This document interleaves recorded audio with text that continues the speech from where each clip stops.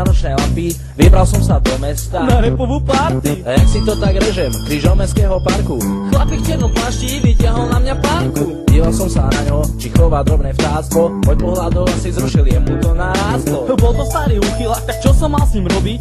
Nemal som fakt inú šancu, musel som ho dobiť. Jedna rana do brucha a dve ďalšie do hlavy. Tomu kopanec rovajec a tam sa ho tým zbaví. Keď som prišiel na Mejdan, bol už v plnom prúde. Bavil som sa do pohody, hádam niečo bude.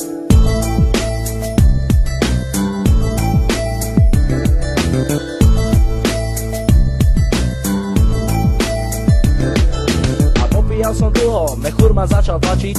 Neviem tu nájsť záchod, idem po niečo označiť. Za domom je záhrada a v rohu tmavý kút. Blížim sa ku nemu a už vyťahujem út. Zrazu ma holial pot, vzadu množia sa dve telá. Z jedného sa na mňa smeje kakaová diera. Pomaly sa zakradám, kryjú ma kmene stromov. Predsa nepôjdem s plnými kulami domov. Ruku mám v nohaviciach, pomaly mi vstáva. Predo mnou sa obrnula vysoká tráva. Sú to dvaja homoši, čo húľa si tam perá. Zasa na mňa smeje tak kakaová diera. Ušiel som odtiaľ preč a nechal všetko tak.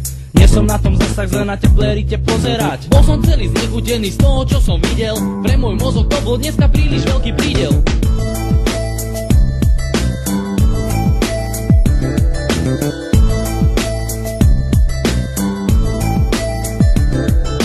Chcel som cestu skrátiť, išiel cez cintorín. Však som veľký chalan, duchov sa už nebojím. Zrazu som počul šramot a samé divné zvuky. Rýchlo som našiel papek a dal si ho do ruky. Strach zo mňa rýchlo odpadol, bol to len robár.